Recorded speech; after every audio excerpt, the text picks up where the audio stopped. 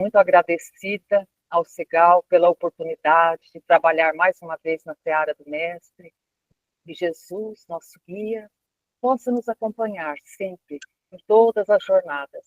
Parabenizo a casa pelo lindo trabalho que eu rapidamente pude ver e me deixou o coração bem quentinho, porque a expressão do rosto das pessoas fazendo bem é lindo demais, é indescritível. Então vamos lá, né? Vamos fazer inicialmente, gente, um rápido passeio por uma obra que se chama O Suicídio. Ela foi escrita por David Emily Durkheim, que foi um grande pensador do século XIX. Ele foi sociólogo, psicólogo, filósofo, antropólogo, cientista político. Ele era um judeu francês e ele foi considerado o pai da sociologia. E aí vamos fazer uma viagem um pouco pela linha do tempo. Estamos lá no século XVII, o iluminismo apontando para aquele movimento intelectual, filosófico, cultural e social que vai surgir na Europa no século XVII e vai chegar até o século XVIII. E qual que era a do iluminismo? Eles falavam assim, que era pela razão e pelo conhecimento que a sociedade seria transformada.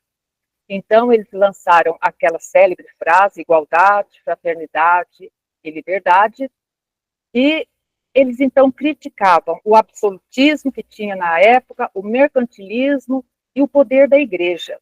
Foi um movimento importante naquele século. Nesse contexto aparece a Revolução Francesa, uma grande revolução em meio a várias e pequenas revoluções que pipocavam na Europa toda. Essa revolução, então, vai realmente derrubar a aristocracia, diminuir o poder do Estado teocrático, e o Estado, então, passa a ter a guarda da sociedade civil.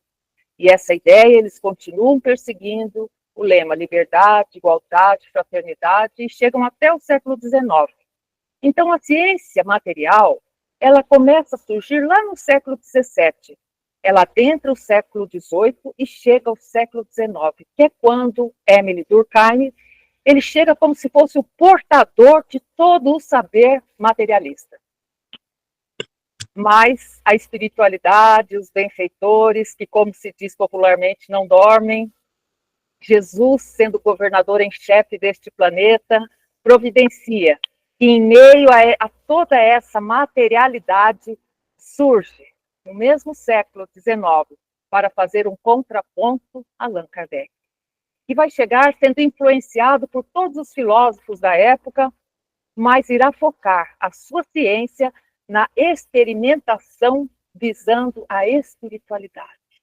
Então, Allan Kardec vai inovar. E aí, então, já fazemos esse contraponto, porque eu vejo nisso um cuidado, né, da espiritualidade, porque estava tudo muito material, muito materialismo, né? Durkheim ainda, ele vai trazer todos esses conceitos aos quais ele se debruçou na Sorbonne, onde ele foi estudar, e ele publicou várias obras. E hoje vamos nos detectar um pouquinho nessa obra, O Suicídio, que é a obra no mundo inteiro importante para quem estuda o suicídio. E foi publicada em 1897. Uma das principais preocupações de Emily Durkheim era o seguinte: ele dizia que a sociologia teria que ter um método científico para analisar os fenômenos de suicídio que ocorriam na Europa. É um momento de caos na Europa. Os suicídios acontecem em larga escala. E aí, então, Durkheim, pesquisando um método científico indutivo, relembrando que esse método indutivo é o qual? É onde o cientista ele parte da observação específica e formula conclusões ou teorias para o todo. Então, ele parte do particular para o geral. Então, é nessa filosofia, com esse critério, que Durkheim vai estudar os tipos de suicídio, as variáveis de suicídio, e que umas até hoje ainda são válidas. Então, nesse espaço de tempo, chega o positivismo. Lembramos que o iluminismo falava que era pela razão e pelo conhecimento que iria se mudar a sociedade. Chega século XIX, a sociedade não mudou, e o iluminismo vem falando, não é pela razão e pelo conhecimento só. A sociedade vai progredir através do desenvolvimento científico e tecnológico. Aí todos os problemas vão terminar dessa sociedade. Então, Durkheim, com esse foco, ele começa a analisar aquelas pessoas que têm uma melancolia muito constante e que não voltam mais a ser igual eram e acabam por se suicidar. E aí, Durkheim vai perceber que o suicídio, então, fica sendo uma coisa maior que o indivíduo. E aí, então, é decretado o suicídio como crime. E quando se decreta o suicídio como crime, o suicídio é taxado como um desvio. Agora, imagine, vamos nos colocar no lugar dos familiares de um suicida, onde toda a sociedade acha que aquilo ali é um desvio de personalidade, ele é um criminoso, inclusive seguro, né? Se a pessoa que se suicida tem seguro, esse seguro deixa de valer, é um trabalhão perante a justiça para conseguir. Então, olha só, e será que isso ficou lá no século XIX? Muita coisa disso ainda hoje acontece. E olha só, nós temos um exemplo assim. Vamos imaginar que uma pessoa morre de morte natural, de velhice, ou teve um problema em algum órgão importante do corpo e morreu. O que acontece? Os amigos, os familiares continuam visitando aquela família, dando apoio, mas isso ainda hoje em dia não acontece com o suicídio. A família do suicida não recebe isso. A sociedade tem um medo excessivo de falar a palavra suicídio. Se matou, tirou a sua própria vida. Então, eles não sabem como chegar nos familiares de um suicida e conversar e dar o apoio, o acolhimento, que tanto foi falado aqui no começo. Os familiares do suicida raramente recebem o apoio dos amigos, porque os amigos não têm como chegar lá e falar. Se eu tenho um familiar meu que se suicida e tinha um monte de fotos na estante desse familiar, quando eu volto do cemitério, do sepultamento, essas fotos não estão mais na estante. Todo mundo tinha. É como se aquela pessoa que existiu por 19, por 20, por 50 anos e que se suicidou, não tivesse passado pela vida daquela família. Se a pessoa trabalha numa repartição, no outro dia, a mesa da pessoa foi tirada daquele lugar, modificaram aquilo. Então, é muito impactante. O suicídio realmente é muito impactante. E aí, nós vamos falar um pouquinho. Eu não gosto muito de falar em números, porque demora para sair os números sobre o suicídio, e quando sai, dependendo da fonte, ele vem diferente. Mas eu só queria fazer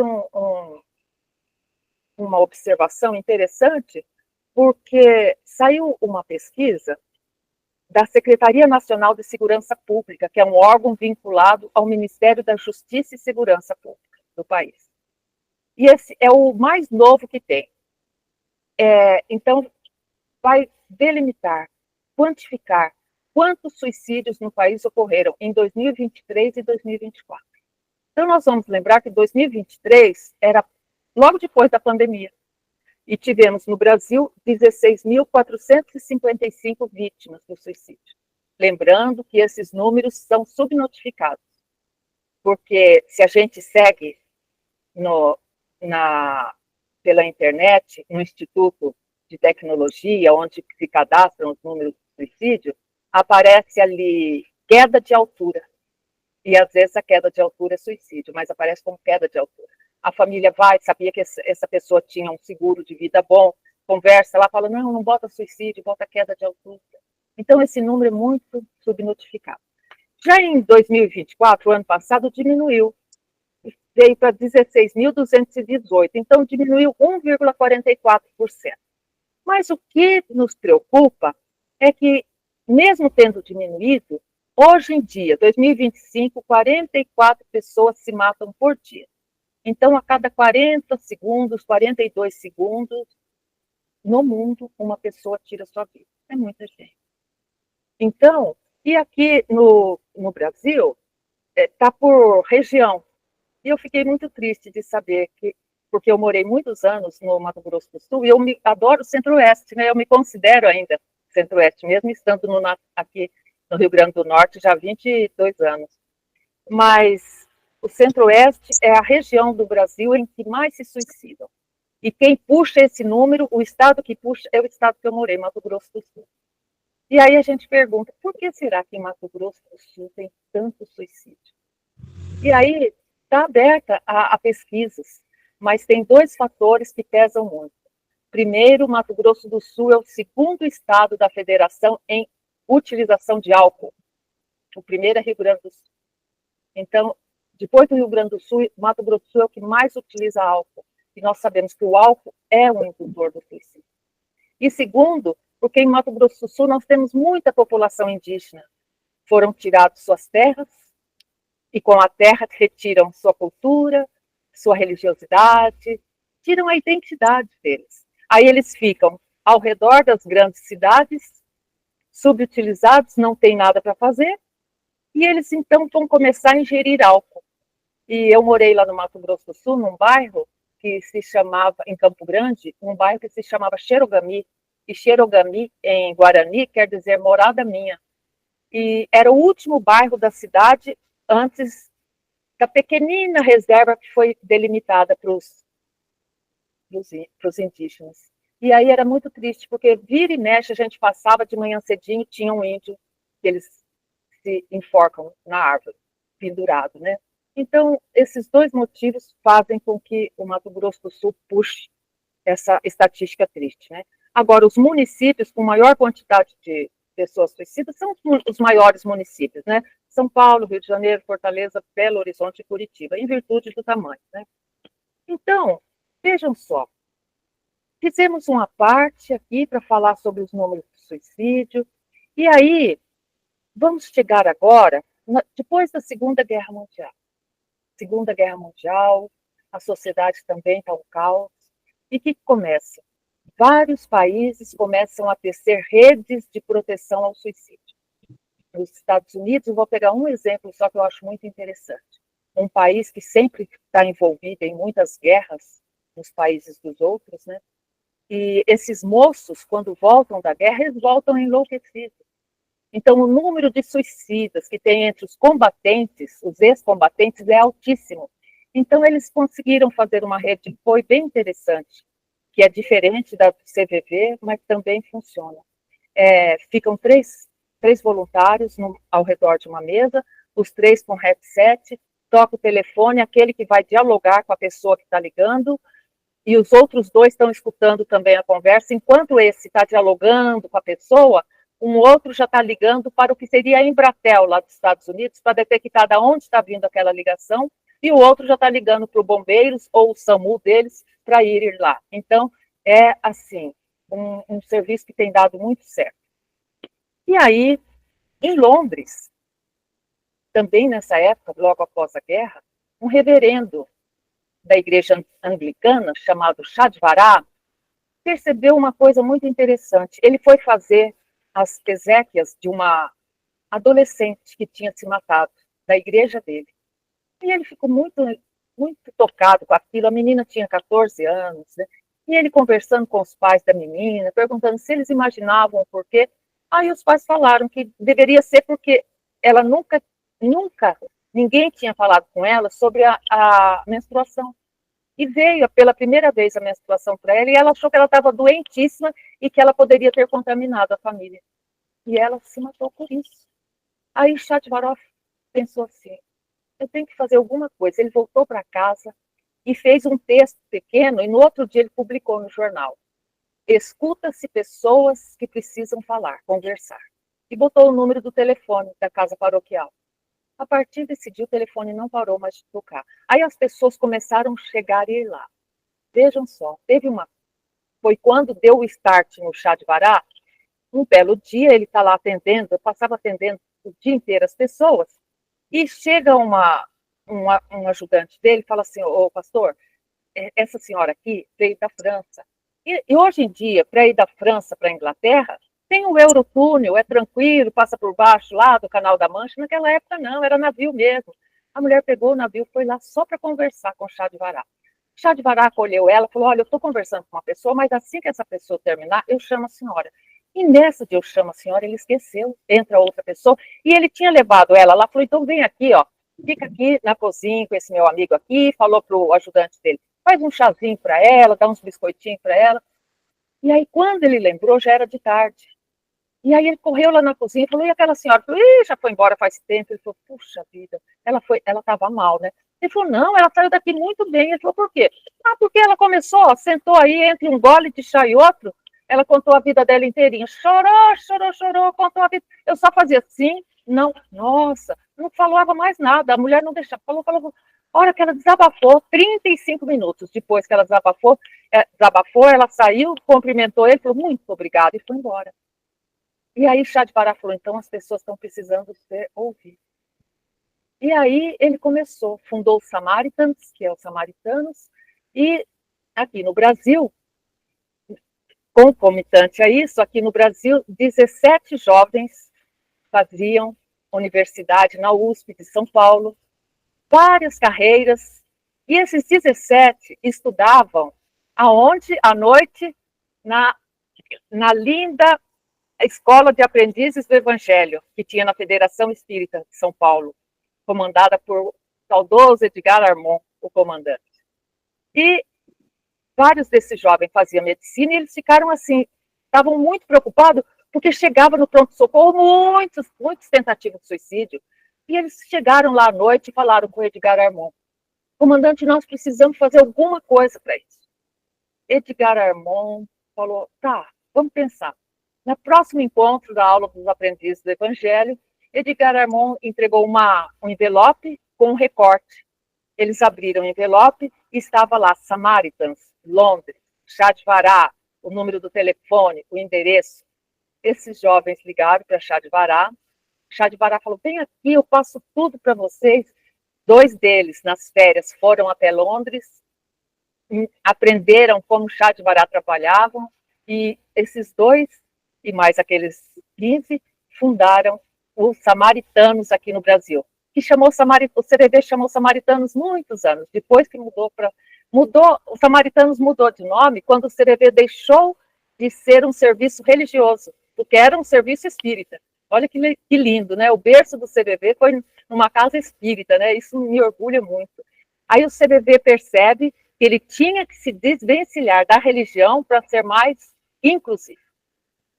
Então, ele deixa era lá na federação que eles atendiam, inclusive, ele deixa a federação e passam a chamar Centro de Valorização da Vida.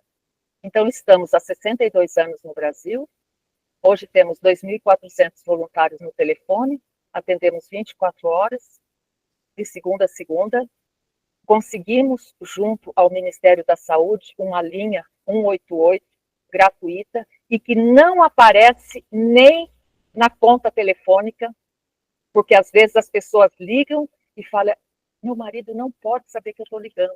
Então, nem na conta aparece, a ligação é gratuita de qualquer operadora de celular, e isso no telefone. E no chat, onde atualmente eu trabalho, estamos com 368 voluntários. E atendemos até 1 da manhã. Vamos chegar ainda a atender 24 horas. Então, olha só, fiz esse parêntese porque chegou esse momento de falar da fundação do CVV, da fundação dos serviços, dessa rede de proteção. E, voltando lá para o livro O Suicídio, de Durkheim, ele falou que tinha fatores psicológicos que faziam a pessoa suicidar, como depressão, ansiedade, fatores ambientais como guerras, perdas de pessoas amadas, tragédias, a pessoa perde o dinheiro. E aí ele vai falar que também tinha fatores biológicos. E fatores biológicos, a vida toda a ciência pesquisou e não existe um gene que traga alguma coisa de suicídio. Mas acontece o quê? A pessoa se mata por imitação. Porque a cada pessoa que se mata impacta diretamente 10 pessoas. Dessas 10, 3 vão precisar com toda certeza de tratamento psicológico ou até psiquiátrico. Tamanho o impacto. Então, quanto mais próximo, mais é o impacto.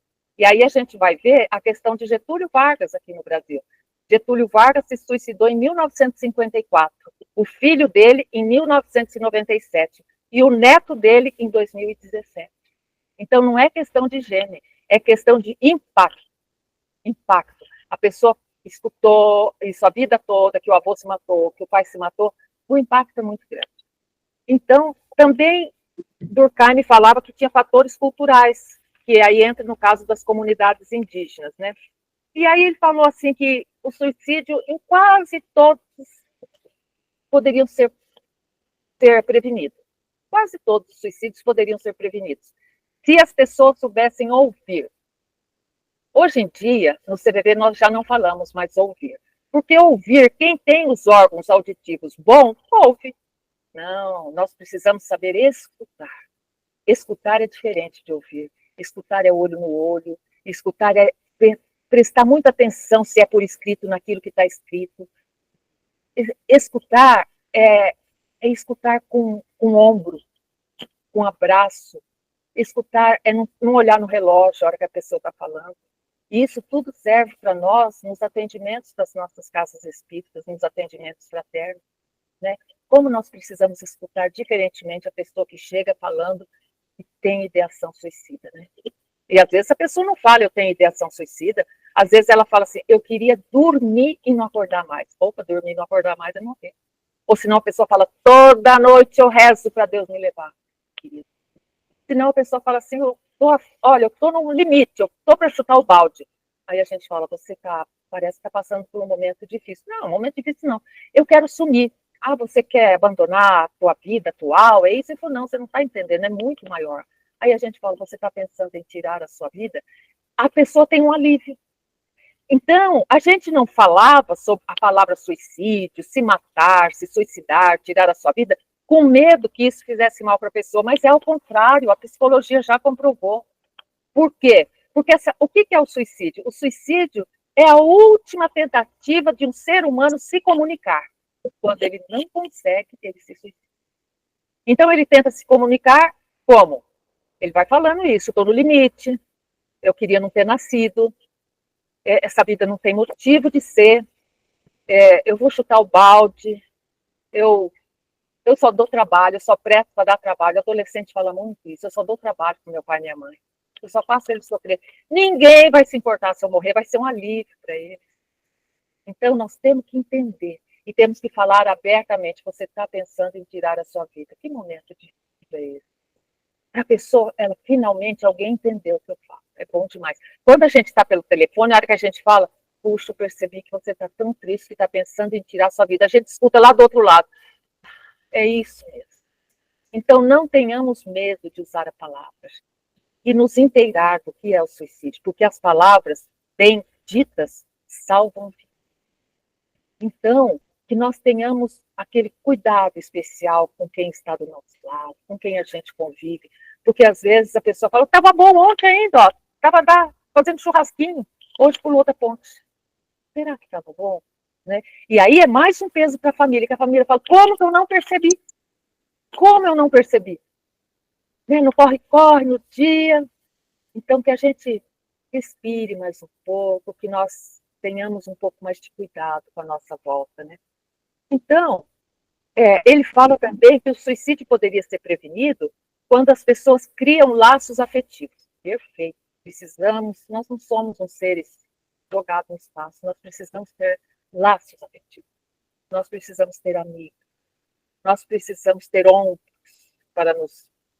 E uma coisa que Durkheim fazia, que hoje a gente sabe que não funciona, ele falava assim, a religião, porque o suicídio é condenado em todas as religiões. Então ele falava, a religião, ela bota um freio, então a gente tem que falar que vai queimar no mármore do inferno, mesmo que a pessoa fica com medo. Fica não, gente. A pessoa, quando está nesse estágio, ela não está em comunhão com Deus. Não está em comunhão com Deus. Por quê? Ela já está desanimada, desesperançada, tem um monte de problema emocional, psicológico, às vezes até mental. Não vamos exigir que a pessoa esteja em comunhão com Deus nesse momento. Então, falar que vai para isso, vai para aquilo, nós não falar que vai para um umbral, não adianta, gente. Não é colocando medo. Já saímos daquela fase de Moisés. Moisés colocava medo porque o povo precisava. Era um povo bruto, era um povo que não tinha cultura. Hoje em dia não adianta. É com outros métodos que é com acolhimento que nós vamos cuidar. Então, olha só, e o Espiritismo, essa doutrina consoladora, maravilhosa, que a gente tanto agradece a Allan Kardec por ter aceito esse trabalho quando lhe foi proposto pela espiritualidade, ele vai trazer luz para nós sobre isso. Em toda a codificação, ele vai falar, principalmente no Evangelho segundo o Espiritismo, no Livro dos Espíritos e no Céu e Inferno. E na Revista Espírita, naqueles 12 volumes da Revista Espírita, Allan Kardec fala demais sobre o suicídio, sobre a prevenção ao suicídio. Mas nós vamos ver que nos estudos de caso que as obras de André Luiz nos traz, que as obras de Manuel Filomeno de Miranda nos traz, eles vão nos ensinar muito a lidar com os suicidas. Vão nos ensinar muito o trabalho maravilhoso que faz Maria de Nazaré e os servos dela, nessa grande empreitada que Maria, a mãe amorosa de todos, pegou para si, e esses servos, de cuidar dos nossos irmãos, como ela cuidou de Judas, né? Antes um pouco dela partir. Então, olha só. E aí, todos esses livros de André Luiz, Manuel Filomeno de Miranda, a Codificação, a Revista Espírita, falam sobre o suicídio. Mas se nós quisermos um tratado sobre o suicídio, nós vamos ler Memórias de um Suicida, de Dona Ivone Pereira. Né? Esse livro, meus amigos, ficou 30 anos para ser publicado. 30 anos. Estava prontinho, o manuscrito prontinho. A cada 10 anos, vinham os benfeitores e falavam para a Dona Ivone, mexe nisso daqui, tira, corta, bota isso. Daí mais 10 anos, mexe nisso, tira, corta isso. E no final, na última mexida, eles falaram, pode publicar. Então aí a gente vê o imenso cuidado da espiritualidade com nós, o imenso cuidado dos benfeitores com essa questão da ideação suicida. E feliz nós, eu sempre jogo para nós espíritas, feliz nós que temos essa doutrina consoladora que consola porque nos explica à luz da razão, sabemos como acolher essas pessoas em nossas casas. É claro, meus irmãos, que nunca num diálogo fraterno, uma pessoa que está com ideação suicida, nós vamos recomendar esse livro de jeito nenhum. Esse livro é livro de estudo profundo, é livro de estudo.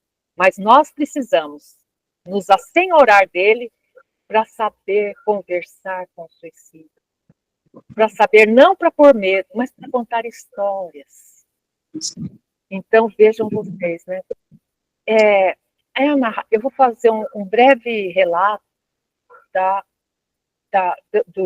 bem passar por cima de Memórias de um Suicida, só para quem ainda não leu ficar com vontade de ler, quem já leu querer estudar. Então, Camilo Castelo Branco era um poeta, né, um escritor em Portugal, famoso, e ele foi ficando cego. E ele não aceitou e deu um tiro no ouvido. Então, ele vai contar como estava imbricado nele, no espírito dele, esse desespero, essa não aceitação. Ele vai nos contar detalhadamente tudo. Então, ele vai mostrar, primeiramente, o que eu acho interessante, que ele vai mostrar o período de perturbação do suicida, como é diferente do período de perturbação de uma morte comum. É mais denso, é mais sofrido, é mais longo. Então, por isso, meus irmãos, que nós temos que, assim, eu penso particularmente que a gente não podia passar um dia nas nossas vidas sem rezar, sem pedir pelo suicídio, né? Nossos irmãos equivocados, né? E por um motivo ou outro, não aguentaram, deixaram a vida. E o que acontece? Às vezes, quando eles se suicidam, ainda tinha vasto campo de energia vital ali dentro. E quem vai fazer com essa energia vital? Aí chegam os vampirizadores, vão se utilizar dessa energia. E Camilo Castelo Branco vai falar que ele ficou preso durante 7 meses, num looping enlouquecedor. Diz que ele ficava assim, do cemitério, ele ia para a igreja, da igreja para o hospital, do hospital para o cemitério, igreja, hospital. E ele ficou nesse looping por 7 meses, vendo o seu corpo físico se decompor e encontrando outros corpos físicos também se decompondo. Porque foi cair no o que se chama Vale, né? Chamava-se Vale dos Suicidas. Então, ele conta esse resgate primeiro. Ele conta que quando eles saem desse looping, eles já são resgatados pelos servos de Maria.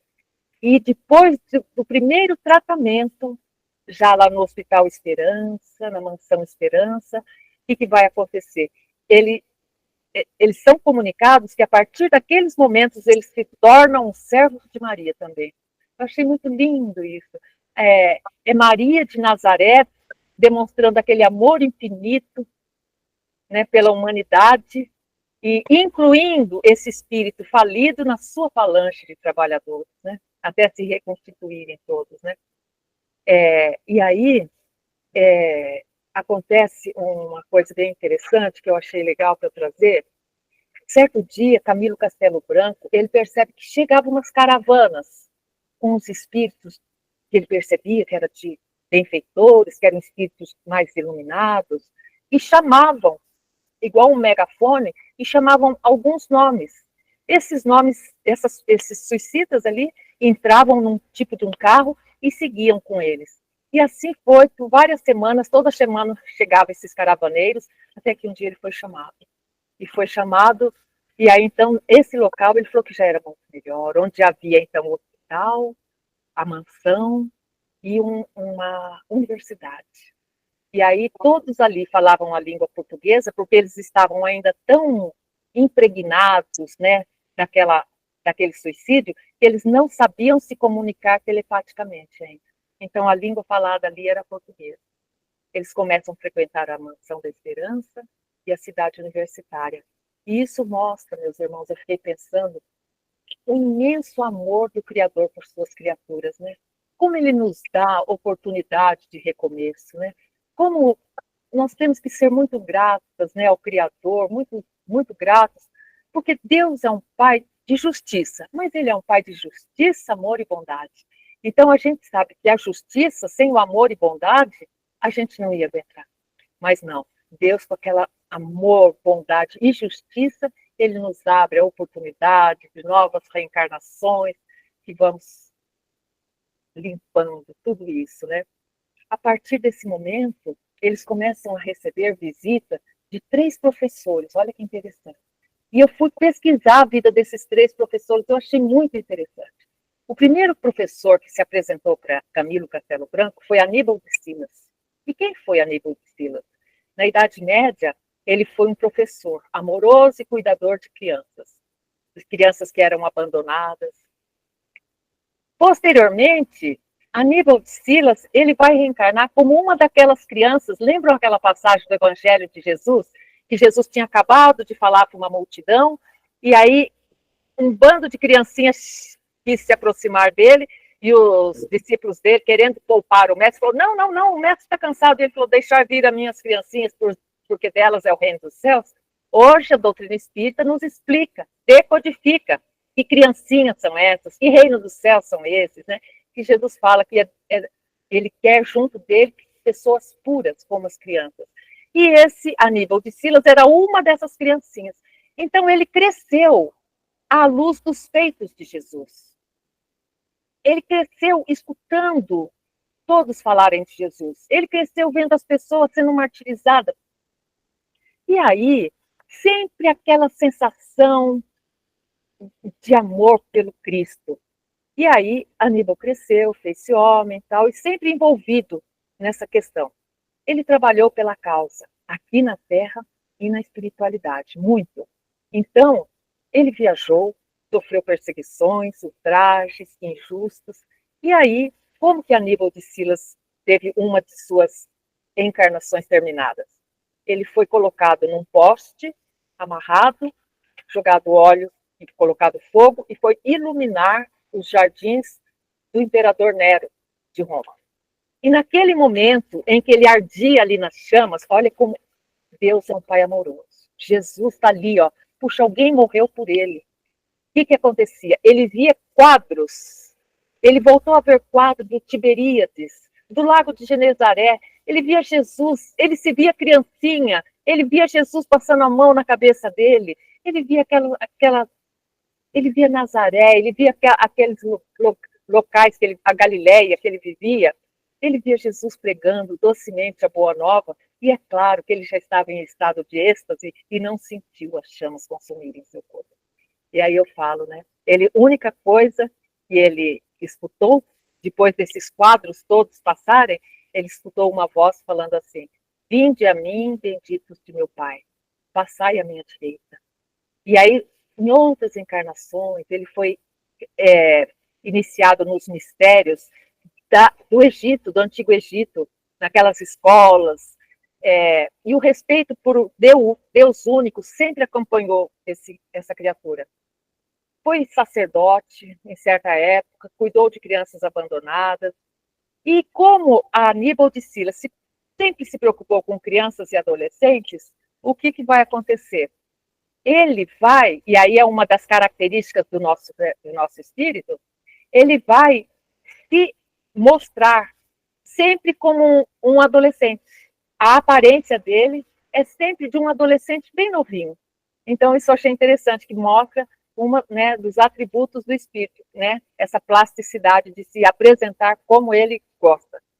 E aí, então, esse Aníbal de Silas vem trabalhando por Jesus há muito mais de 2000 anos. E aí, finalmente, Aníbal de Silas recebe uma ordem direta de Jesus. E Jesus fala para ele assim: vai, Aníbal, e dá dos teus labores a legião da minha mãe. Vá cuidar dos suicidas. Ai, gente, eu faço isso, eu fico muito emocionada. Então, esse Aníbal de Silas veio ensinar Cândido e os outros suicidas a passagem de Jesus pela Terra. Era aquele que explicava sobre a passagem de Jesus na Terra. Depois, teve um outro professor de Camilo Castelo Branco, que chamava Epaminondas de Vigo. E o que Epaminondas de Vigo veio explicar? Veio explicar sobre ciência para Camilo Castelo Branco, sobre ciência. E aí, para se explicar sobre ciência, Camilo Castelo Branco passou por 10 anos, olha só, gente, por 10 anos ele tinha que comprovar a sanidade mental dele e moral lá na espiritualidade. E aí, então, começou essa parte o ensinamento sobre as ciências para ele. E, por fim, teve o terceiro professor, que se chamava Souria Omar. E Souria Omar, então, veio para quê? Primeiro, veio para explicar o Evangelho de Jesus, tudo que Jesus deixou aqui para nós. O segundo veio explicar sobre ciência. E o terceiro, Souria Omar, veio botar em prática, porque não adiantava nada ele saber tudo sobre o Evangelho, tudo sobre a ciência e não botar em prática. E aí entra a figura do venerável Adolfo Bezerra de Menezes. Adolfo Bezerra de Menezes vinha para a Terra com Bittencourt Sampaio e Camilo Castelo Branco, e ia Camilo Castelo Branco colocar em prática as regras do bom viver para esses dois, Bezerra de Menezes e Bittencourt Sampaio. E aí, quando voltava lá para a Mansão Esperança, ele tinha que fazer igual a gente faz um trabalho de TCC, ou uma pós-graduação qualquer, ele passava por uma banca de espíritos superiores e contava tudo que havia feito, a maneira que havia feito. Então, meus amigos, isso era que eu queria falar sobre essa passagem do Memórias de um Suicida. E dessa admiração que a gente tem por esse trabalho de Maria de Nazaré e os servos, né, dela, que prestam até hoje um serviço grandioso. Agora, eu ainda tenho mais meia hora, 40 minutos, né? É isso? 40 minutos. Ótimo. Então, agora, gente, nós falamos muito de teoria, né? Vimos alguns exemplos, mas agora nós vamos trazer para hoje, agora. E aqui eu vou falar como o CVV trabalha, porque pode ajudar tanta gente. Então, olha só. Allan Kardec vai falar naquele livro dele, Viagem Espírita, a Viagem Espírita, que ele publicou em 1862, ele vai falar assim: coloca em primeiro lugar, consolar os que sofrem, levantar a coragem dos abatidos, arrancar um homem de suas paixões, do seu desespero e do seu suicídio, que poderia acontecer, e talvez detê-lo do abismo do crime. Então, olha só, Allan Kardec, nessa viagem espírita, tinha por esse fim, arrancar, consolar os que sofrem, levantar a coragem dos abatidos, arrancar o homem de suas paixões e do desespero. Porque o que são as nossas paixões? São as nossas ilusões, né? Que nos arrastam sempre para a porta larga. Ô, gente, quem é que não gosta de uma ilusão? Puxa, na juventude, principalmente, ilusão é a que a gente mais gosta. E é onde a gente geralmente mais quebra a cara. É assim. E aí, olha só, então, para a gente conseguir ajudar uma pessoa que esteja com ideação suicida, porque pensar em suicídio, gente, é natural, é do ser humano. Numa sala, nós estamos aqui em 54 pessoas, numa sala com 30 pessoas, pelo menos 5 pessoas já pensaram em tirar a sua vida. Mas pensou e passou. Não foi uma coisa que, sabe, eu durmo, acordo pensando naquilo, eu durmo, acordo. Não. Num momento de muita tensão, pensou, mas passou. Depois fala, que besteira, passou. Mas, então, é natural. Nenhum animal pensa em suicídio. A gente sabe que os animais pensam, né? Na medida deles, não é um pensamento continuado, eles não têm consciência de que eles pensam, mas pensam. Mas nenhum se suicida. Mas só nós, seres humanos. Então, é natural pensar em suicídio. É natural. O que não é natural é aquele pensamento perdurar. Um dia, 2 dias, 3 dias, eu acordo, durmo pensando naquilo. Então, mas como é que nós vamos ajudar alguém? Ora, se a gente não consegue prevenir o que não conhece. Vamos ao exemplo do câncer de mama. Lá há uns 30 anos atrás, se uma tia minha, ela teve câncer de mama, ninguém ainda falava, tia Maria está com câncer de mama. Capaz, ela está com aquela doença. Não, ninguém falava câncer. Aí passaram-se uns 10 anos, mais ou menos, os mais ousados da família falava assim, tia Maria está com CA, mas ainda não falava câncer. E o que acontecia? O número de câncer só aumentava. Aí veio o Ministério da Saúde e começou a botar propaganda na televisão com mulheres fazendo o autoexame, que todo mês tem que fazer. Veio na televisão mulheres que foi retirada a mama de uma cirurgia por câncer de mama, explicando como se prevenir. E aí o que aconteceu? As mortes por câncer de mama diminuíram. As pessoas falam, não, mas agora aumentou. Não é que aumentou, é que agora nós temos notícias, mas as mortes mesmo diminuíram, com certeza. Por quê? A gente já conhece, a gente já previne. Então, com o suicídio é a mesma coisa. Então, a gente tem que desmistificar algumas coisas para bem do outro, né? Então, olha só, o duro do suicídio, eu sempre penso assim, né? Sobre o ângulo espírita, né? Eu penso assim, eu fico tão compadecida quando uma pessoa se suicida, porque eu penso assim, amanhã talvez essa prova terminasse para essa pessoa, né? Por um dia ela perdeu a encarnação dela, né? Amanhã talvez viesse uma morte natural para essa pessoa e ela não perderia. E o duro de perder, por quê? Porque nós vamos, quando no nosso planejamento reencarnatório, ora, os benfeitores estão ali falando quantos anos mais ou menos Regina vai precisar viver para ver se esse espírito recalcitrante dela melhora. Aí falaram, acho que uns 76 anos. Tá, então eu estou com 72. Mas se eu resolvesse tirar a minha vida, eu ainda ia ter 5 anos de fluido vital. Pensa, para quê? Né? Então, eu não ia ter cumprido, não ia ser, eu que eu falo, a gente tem que ser completista. Completista, porque não há mal que não passe. E quando a gente consegue entender a oração do Pai Nosso, gente, eu tive o ano passado, foi detectado um câncer, fiz a cirurgia, tudo, foi em tratamento. Mas aí, gente, quando eu, claro, fiquei impactado. Minha filha estava com diagnóstico de câncer de mama, o meu era um linfoma. E foi aquele período tão difícil, mas um dia eu rezando o Pai Nosso, profundamente, eu falei, meu Deus, a hora que fala assim, seja feita a vossa vontade. Gente, aquilo falou tão fundo, acho que nunca eu tinha orado o Pai Nosso pensando nessa palavra, seja feita a vossa vontade. E ali, naquele momento, eu fiz a entrega. Eu falei, Jesus, estou por tua conta, faça de mim o que precisar. A partir daí foi muito fácil. A partir daí eu posso falar com sinceridade para vocês, estão sendo os melhores períodos da minha vida, porque eu tenho a certeza que eu fiz a entrega. Então, quando a gente entende o valor do Pai Nosso, de falar, seja feita a vossa vontade, de falar de verdade, Jesus, seja feita a vossa vontade. Oh, meu Deus, tu me criastes, eu estou nas tuas mãos, faça de mim o que necessitar. E aí a gente percebe que a doença, na realidade, é a cura do nosso espírito. E quando a gente percebe que a doença sempre é a cura, nós vamos levar essa doença mais com maior tranquilidade, não tenha dúvida.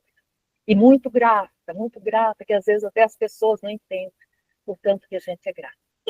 Mas vamos lá, olha só, a pessoa que pensa em suicídio, gente, ela pode ter tudo, do bom, do melhor.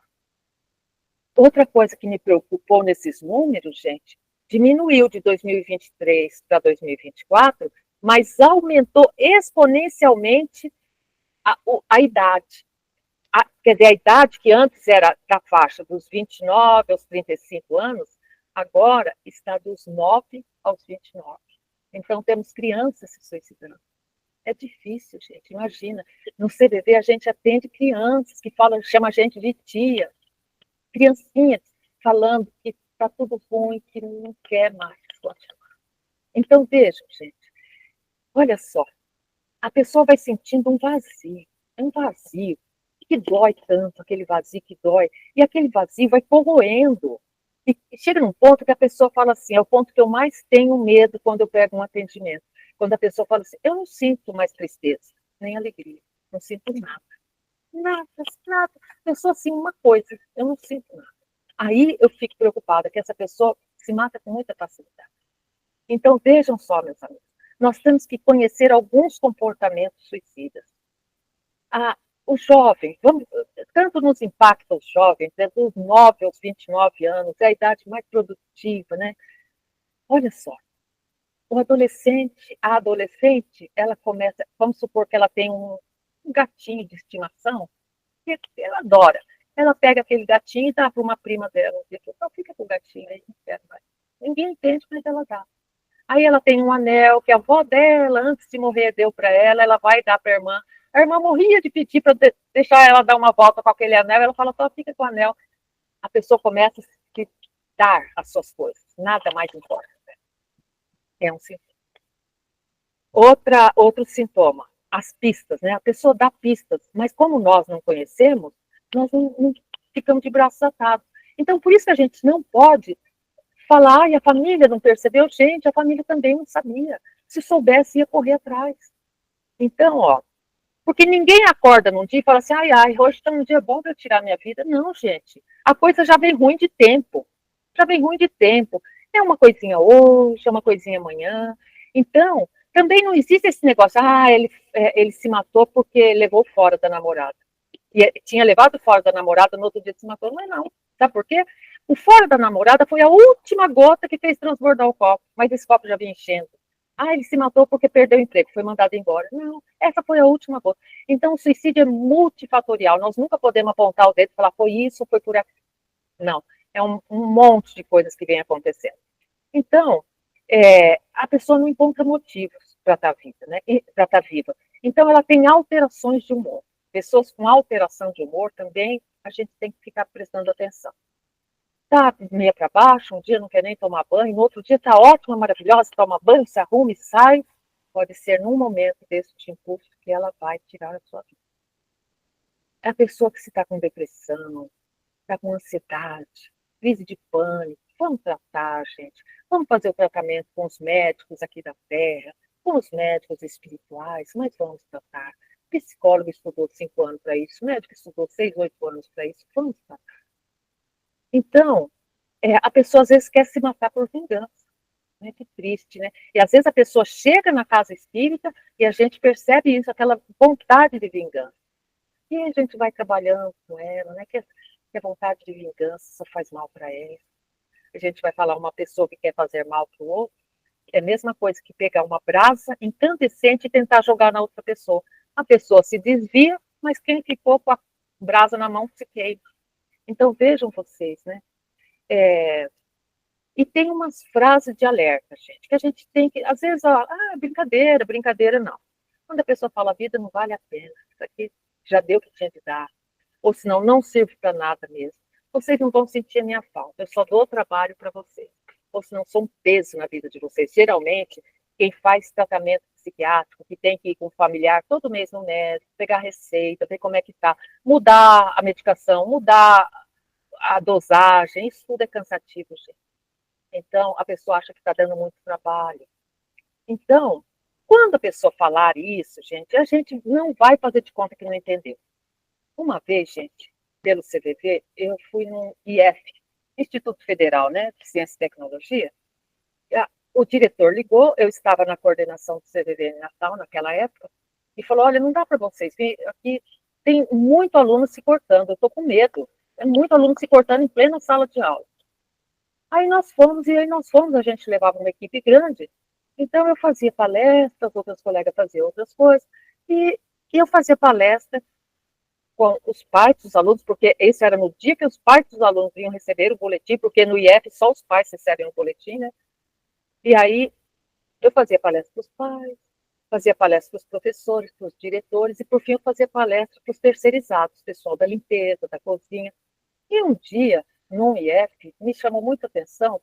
Quando eu conversava com os professores, uma professora falou assim, é bom mesmo que vocês estejam aí, porque eu tenho uma aluna que faz 4 anos que ela se corta. Eu sei que ela se corta, eu faço de conta que nem vejo, não sei lidar com isso. Eu falei, mas tem psicólogo aqui dentro do IF, na sala ali da frente tem psicólogo. Não, eu não sei lidar com isso. Quer dizer, falando, conversando, depois eu fui fazer a palestra para os terceirizados. Um senhor Joaquim, tudo banguelinho, gente, faltando os dentes, aqueles brasileiros sofridos, só com o primário lá da época feito, que era faxineiro. Ele, a hora que eu terminei de falar, ele falou assim, pois senhora, sabe o que eu fiz? Eu falei com o meu coordenador, me bota no outro turno, eu quero trabalhar na hora do recreio desses moleques. Ele falou, ó, a hora do recreio é ruim. Ele falou, não, eu quero. Ele falou, sabe por que eu gosto de trabalhar no recreio? Que eu fico lá, ó, passando pano, varrendo, mas eu tô de ouvido. E aí eu escuto lá assim, ó, comprei chumbinho, hoje eu vou me matar. Eu agarro ele e levo lá na sala da psicóloga. Quer dizer, gente, eu achei isso maravilhoso. Uma pessoa que não teve faculdade, que não teve educação nenhuma para isso, mas ele tinha cuidado. Ele falava assim, ó, esses dias eu vi um falando assim, tô aqui com o Rivotril da minha mãe, vou tomar tudo. Eu peguei ele e falei, vamos lá, guri. Então, gente, sempre, né, vai da pessoa. Então, nós precisamos estar alerta. E então, se a gente escuta uma pessoa falando essas frases, né, não servo para nada, eu sou inútil, patati, patatá, a gente vai chegar para a pessoa, a gente pode abordar a pessoa assim, puxa, parece que você está passando por um momento bem, bem ruim, né? Você parece que está tendo pensamento de tirar a tua vida, de acabar com a tua vida, é isso mesmo que eu entendi? A pessoa vai falar, é isso. Finalmente alguém entendeu. Aí eu falo, eu posso te ajudar, eu estou aqui para você. Você não está sozinho nessa não, meu amigo. De jeito nenhum. Ó, se você quiser, eu vou marcar, eu conheço um psiquiatra, eu vou marcar um psiquiatra, eu vou lá para você. Às vezes, um dia, uma pessoa falou assim para mim, não posso, a minha família é muito preconceituosa, eles acham que psiquiatra só trata doido. Aí eles vão achar que eu sou doido. Eu falei, não, então vamos fazer o seguinte, eu vou lá e falo para a tua família que você vai comigo, que eu estou precisando ir para o psiquiatra, que você vai comigo, que você é meu amigo. E assim nós fomos para o psiquiatra 4, 5 meses. Então, gente, a gente tem que ter métodos, jeito de chegar e falar para essa pessoa, você não está sozinha, eu estou aqui com você, nós vamos junto, enquanto precisar. E aí, nós temos que prestar atenção que tem alguns fatores que são predisponentes para o suicídio. Transtorno psíquico, gente. Quem tem transtorno psíquico tem mais facilidade para suicídio. Quem já tentou o suicídio tem mais facilidade. Mas não precisamos também fechar a questão assim. Quem tentou uma vez vai tentar sempre. Não. Se bem tratado, bem a coisa para. Mas quem já tentou uma vez tem mais chance de suicidar. Ter algum familiar que já se suicidou por causa do impacto. Ter sofrido abuso sexual na infância. Olha, a porcentagem de adultos que sofreram abuso sexual na infância e tentam suicídio é enorme. ser muito impulsivo, por isso que o homem se mata mais que a mulher. O homem é mais impulsivo nas suas ações, e o homem se mata com meios mais letais. Por isso que o policial, o médico, se suicida muito. Porque eles têm os meios ali nas mãos. O homem se mata 4 vezes mais que a mulher. Mas a mulher tenta 6 vezes mais do que o homem. Então, se nós vamos visitar um hospital, um grande hospital, que tem ala de queimados, quem é que nós vamos ver na ala de queimados? Mulheres. Mulheres que tentaram suicídio jogando álcool e tacando fogo. A grande maioria da ala de grandes queimados nos hospitais são mulheres que tentaram se suicidar. Então, elas tentam mais, mas com meios menos letais. O que é tão sofrido, né? Então, a pessoa muito agressiva, ela é agressiva também com ela. A pessoa que começa a se isolar, a pessoa começa a se isolar. E ela, depois ela reclama, ela fala assim, todo mundo se afastou de mim, mas ela primeiro se afastou de todo mundo. Então, tem que prestar atenção. O rapazinho, ou o homem que jogava o seu futebolzinho todo final de semana, e deixa. Não quero mais. Fica mais taciturno. A moça que saía com as colegas, ia para shopping, não sei o que lá. Para. Opa, vamos ver o que está acontecendo. Ter doenças incapacitantes. A pessoa muito ativa fica com uma doença incapacitante. Pode também. E ter recentemente passado por uma internação psiquiátrica. Também tem que ficar mais atento. Então, isso são causas predisponentes. Agora vamos falar nas causas, nos fatores que precipitam o suicídio. Uma desilusão amorosa, uma separação conjugal, conflitos familiares, conflitos entre amigos, conflitos entre colegas de trabalho, uma derrocada financeira, a perda do emprego, uma calúnia que desonra a pessoa, a embriaguez. É muito triste o vício do álcool. E o fácil acesso aos meios letais. Por isso que os policiais se suicidam. Então, o que nós vamos fazer, sabendo que tem tanta possibilidade disso? As pessoas que chegam para nós, ou que nós percebemos, nós temos que demonstrar que nós entendemos o sofrimento daquela pessoa. Porque o que geralmente acontece? Vamos imaginar a cena. A adolescente chega da escola, joga a mochila, tira o tênis, joga, bate a porta do quarto e se tranca. A mãe ou o pai vai lá e fala, mas essa menina tá mesmo, né? Demais, isso, aquilo outro, tem tudo aqui. Mas ninguém pergunta para ela, aconteceu alguma coisa hoje na escola para você estar assim? Estou vendo que você está tão chateada. Gente, conversar. André Trigueiro, aquele jornalista querido, ele fala. E falar é a melhor opção. André Trigueiro é nosso voluntário, especialista. Todos os livros dele, ele parte da renda, é todo para o CDV. Então, a gente tem que demonstrar interesse genuíno por aquela pessoa. Nós temos que demonstrar acolhimento sincero e demonstrar que nós estamos dispostos a ajudar ela, a encarar o que ela tem que encarar. Não adianta a gente mentir e falar para ela assim, não, isso vai passar. Não, gente, vai passar, mas com muito, muito suor. É muito tratamento, é muita ida às casas espíritas, é muito tratamento fluídico, é muito tratamento, gente, de toda sorte. E a necessidade de fazer a sua reforma íntima, que não é no estalo, assim, você vai fazer a sua reforma íntima, não é assim.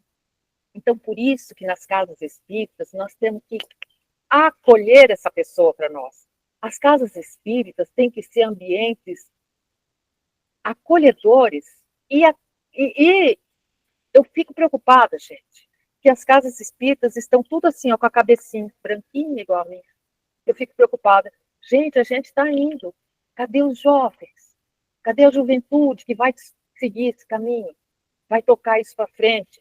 Então tem que ser ambiente alegre, agradável, para atrair essa juventude tão querida e fazer uma juventude muito atuante, né?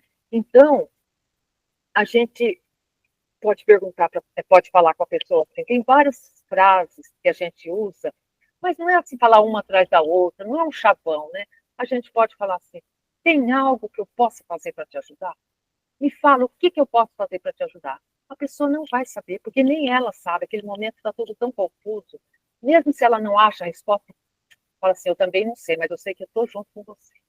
Se for precisar falar com alguém, eu falo, vamos junto. Outra coisa, você gostaria de partilhar comigo esse momento que você está passando? Eu estou vendo que você está tão triste. Quer partilhar comigo? Ó, garanto que fica entre nós. Quer partilhar comigo? Ou senão a gente pode falar assim, você está me parecendo tão apreensivo, você quer conversar sobre o que está te preocupando? A gente vai, gente, assim, ó, um jeitinho escarafunchando para ver se a pessoa fala aquilo, porque a hora que a pessoa fala, sai aquele peso, o nível de tensão abaixa e a pessoa vê perspectiva pela frente. Ou senão a gente pode falar, às vezes a gente percebe que a pessoa começa a falar muito sobre morte. Viu aquele fulano que morreu? Viu aquele fulano que morreu? Aí a gente fala assim, não estou percebendo que você está falando tanto em morte, você está pensando em morrer, alguma coisa assim? Porque no caso daquela, né, daquela criança, do adolescente que chega lá, com a mãe e o pai, né, fala, isso é mimimi. Não, gente, não é mimimi. Não é mimimi. Não, isso na tua idade, eu já trabalhava no Cabo da Enxada, gente, era outro tempo. Não é mimimi, não é frescura, não vai passar simples assim. Temos que ficar atentos. Outra coisa que a gente pode falar para a pessoa, assim, você já pensou em tirar sua vida? Você está me parecendo tão desanimado. Não faz mal perguntar isso, viu, gente? Para a pessoa falar, alguém está entendendo o que eu estou passando. Aí a pessoa fala, se a pessoa falar sim, aí a gente fala assim, e esses pensamentos têm passado ou eles estão martelando com a cabeça? E a pessoa vai se abrir com a gente. Porque eles estão vendo que a gente eles podem conversar com a gente sobre tudo. Não tem nada. Aquela fase que o adolescente não se sente, né, no corpo, assim, é um menino, mas que ele não se sente como menino, ele se sente como menina. E aí aquele tormento todo, vamos acolher, vamos conversar e vamos tentar que essa criatura exponha para nós. Então, essa é uma parte que nós, tanto particularmente no nosso dia a dia, como nas nossas casas espíritas, nós temos que ficar atentos. Eu acho que vocês viram também nessa pesquisa que saiu do censo, né, falando, né, que diminuiu o número de espíritas, né? E aí eu fiquei pensando, né, quantas pessoas entram e saem da casa espírita e ninguém aborda elas.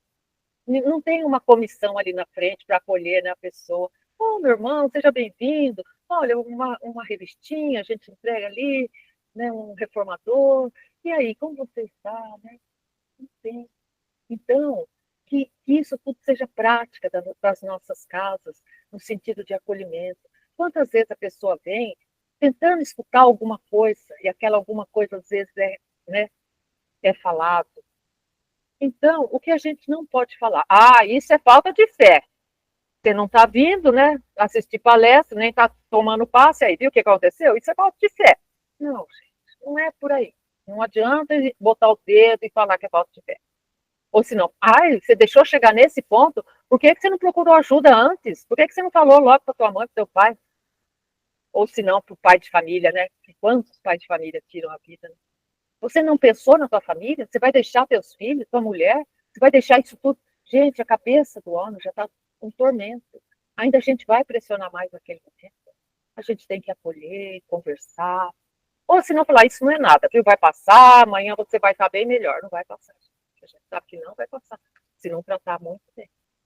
Sem contar, meus irmãos, que a gente sabe que toda questão de depressão, de suicídio, tem a participação de um obsessor. Não acontece do nada, porque acontece de dois modos, ó. Ou a pessoa já está fragilizada, né, com uma depressão muito longa, tudo, uma tristeza que não passa, um luto que não termina nunca, né? Ou a pessoa está tão fragilizada e um cobrador das antigas vem um irmãozinho ali e obsidia ela, ou ao contrário, a pessoa está toda boa emocionalmente, vai, então. Ou a pessoa está toda boa emocionalmente, mas com a vibração dela, né, ela vai atraindo aqueles espíritos que vão solapando, né, a parte emocional dela. Então, a gente tem que acolher, tem que fazer perguntas. Ah, por que isso? Porque, julgando, né? Você quer, sempre falar, você quer partilhar comigo esse momento? buscar identificar as necessidades da pessoa, com uma fala sensível, empática, gente. Empática é na hora que a gente escutar o problema da pessoa, a gente tenta olhar para o problema da pessoa com o óculos da pessoa, com a ótica da pessoa. Porque a pessoa às vezes chega para nós e fala, eu estou desesperado, eu quero me matar, meu gatinho morreu. A gente pode pensar do alto da nossa idade, ou se a gente acha que a gente já sabe tanta coisa só porque é velho, a gente vai falar, mas que besteira, tirar a vida para algum gato. Não, não, a gente não sabe o que aquele gato significa. Então, nunca a gente tem que identificar a necessidade da pessoa. Então, a gente tentando olhar pelo ângulo da pessoa, a gente consegue minimamente imaginar o sofrimento da pessoa. Estabelecer uma confiança. A pessoa, a hora que a gente fala, olha, aqui você não vai ser julgada, não vai nada. A pessoa vai falar, mas será que Deus vai me punir isso? Deus é um pai de amor e bondade, justiça. Da justiça nós vamos falar mais pouco, né? Quando essa pessoa já estiver mais equilibrada, mas naquele momento a gente fala que Deus é um pai de amor e bondade, que Ele sabe o que se passa no íntimo de cada um dos seus filhos, né? E aí, a gente tem que ter discrição e sigilo, não como uma vez eu vi, infelizmente, no centro, né? Entrou uma pessoa e o cara que atendeu ela no diálogo fraterno falou, e aí, passou aquela vontade de... Poxa, gente, no meio do centro, todo mundo ficou olhando, a pessoa só virou as costas e saiu. Quer dizer, se ela algum dia pensou que aquela doutrina seria consoladora, foi. Então tem que ter descrição, tem que ter sigilo. Aí quando a gente chama a pessoa, olha, volta para a nossa palestra, semana que vem vai ter uma palestra tão legal. Ou se não, a gente tenta envolver a pessoa, nós estamos precisando, sabe, nós temos uma área social que a gente ajuda.